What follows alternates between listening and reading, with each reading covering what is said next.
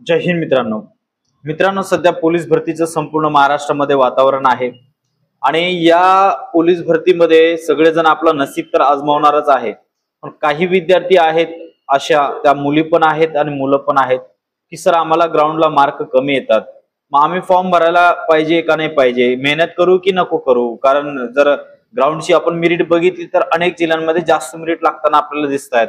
मग आम्हाला 35 मार्क भेटतात किंवा आम्हाला 32च मार्क भेटतात, मग आम्ही उतरायला पाहिजे का नाही उतरायला पाहिजे। तर बघा मित्रांनो, पहिली गोष्ट ना, तुम्ही हार मानायची नाहीये। काय माहितीये का, आपल्याला जर एखादा युद्ध जिंकायचा असेल तर युद्ध लढण्याचा अगोदर जर तुम्ही तलवार टाकून दिलं तर तुम्ही ऑब्विसली हारूनच जाणार आहे। बघा, काही महिने फक्त शिल्लक आहेत भरतीला, अजून तुमच्या हातामध्ये नाही म्हणत ग्राउंडला जवळ आपण बघितलं जवळपास जानेवारी मध्ये, म्हणजे जवळपास 3 महिने तरी कमीत कमी तुमच्या हातामध्ये आहे। आणि या 3 महिन्यांमध्ये तुम्हाला मार्क कसे वाढतील ग्राउंड मध्ये यावरती फोकस करायचा आहे। काही जिल्ह्यांचा जर आपण बारकाईने अभ्यास केला तर काही मुलं असे नशीबवान आहेत ज्यांचं 70, 78, 80 टोटल मार्क 150 पैकी एवढ्या कमी मार्कांमध्ये सुद्धा पोलीस झालेले आहेत। आता काही जिल्हे जर आपण सोडले, उदाहरणार्थ मुंबई शहर झाला, ठाणे शहर झाला, पुणे शहर झाला, म्हणजे जे मोठे मोठे जिल्हे आहेत जिथं जागा भरपूर आहेत त्या ठिकाणी फॉर्म देखील भरपूर येतात आणि त्या ठिकाणी मेरिट देखील जास्त लागते। मग त्या मेरिटांचा जर आपण विचार केला तर तुम्ही फॉर्म भरूच शकत नाही, त्यांचा एवढं जर आपण विचार केला तर।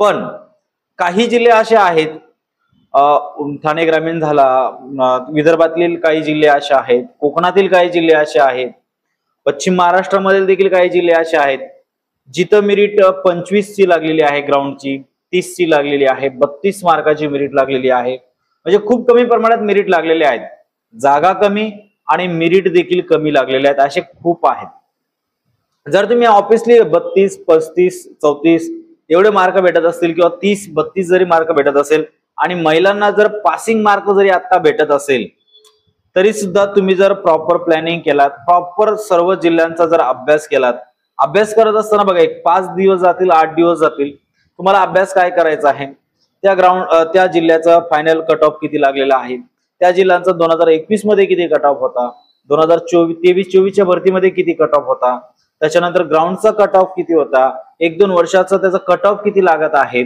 जागा कशा प्रमाणात आहेत, या गोष्टींचा बारकाईने अभ्यास करा। म्हणजे तुम्ही असा 1-2 जिल्हे 100% निवडणार की बाबा तिथं ग्राउंडचा मेरिट दरवर्षी जवळपास, जागा कमी असतात, रिस्क कमी घेतात। आता ज्या मुलांना ग्राउंड मध्ये चांगले मार्क भेटतात, उदाहरणार्थ 40+ वाले जे विद्यार्थी आहेत त्यांना ऑब्विसली वाटतं की मी मुंबईला फॉर्म भरायला पाहिजे कारण माझा ग्राउंड प्लस पॉईंट आहे, ठाणे शहरला फॉर्म भरायला पाहिजे, ग्राउंड प्लस पॉईंट आहे। इतर जिल्ह्यांमध्ये जिथं मेरिट जास्त लागते त्या ठिकाणी ते फॉर्म भरतात कारण त्यांना रिस्क नको आहे। जे मुलं मेहनत केलेली आहेत वर्ष 2 वर्षापासून, त्यांना मार्क चांगले येतात, त्या मुलांना रिस्क नको आहे। आणि ज्या मुलांना मार्क कमी येतात असंही वाटुळं तसंही वाटुळं, म्हणजे रिस्क जिथं आहे तिथं ज्यांना मार्क कमी येतात त्यांनी उतरायला काय हरकत नाही ना। बरं, नुकसान काय होणार आहे तुमचं, काहीच होणार नाहीये। तुम्ही जी मेहनत करतायत सांगू शकत नाही, जर तुमचा लक चालला आणि त्या ठिकाणी फॉर्म कमी आले, जागा कमी आहे, तर तुम्ही आरामात क्वालिफाईड होऊ शकतात। त्यामुळे त्या गोष्टीचा टेन्शन घेऊ नका आणि लढण्याच्या अगोदरच तुम्ही हार मानू नका। प्रयत्न हा शेवटपर्यंत तुमच्या हातामध्ये आहे। बघा, काही मुलांचे जर ग्राउंड टेस्ट वगैरे देतात, थोड्यासाठी जवळपास 5 ते 7 मार्क जातात, थोड्यासाठी। ते थोडी गोष्ट जर तुम्ही कव्हर केला तर तुमचे मार्क तिथं पण वाढू शकतात।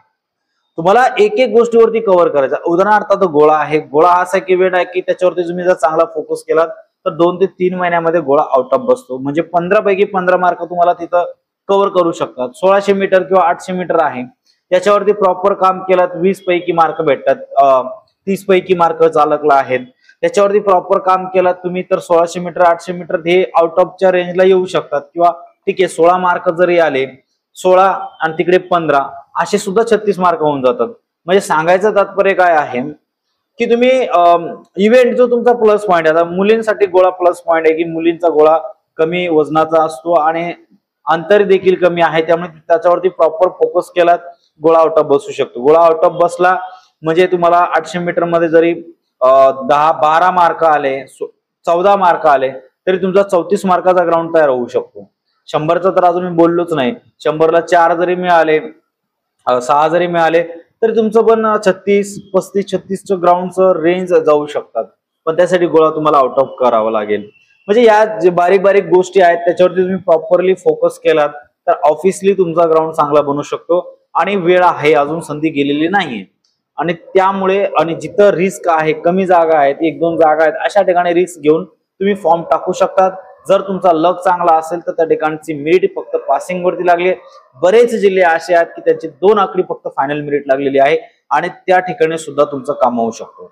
त्यामुळे सांगायचं तात्पर्य एकच आहे, लढा, बिना लढायचा सोडू नका, नाहीतर आयुष्यभर तुम्हाला पश्चाताप राहील की यार मला ती पोलीस भरती द्यायला पाहिजे होती. बस मला एवढंच सांगायचं होतं. आणि मित्रांनो, तुम्ही कोणत्या जिल्ह्यामध्ये फॉर्म भरलात तर त्याची कमेंटमध्ये नक्कीच कमेंट करा. याच्यावरून तुमच्या बाकीच्या भावांना नक्कीच मदत होईल. तर आजच्या व्हिडिओमध्ये या ठिकाणी थांबूयात. पुढच्या व्हिडिओमध्ये भेटूया. जय हिंद.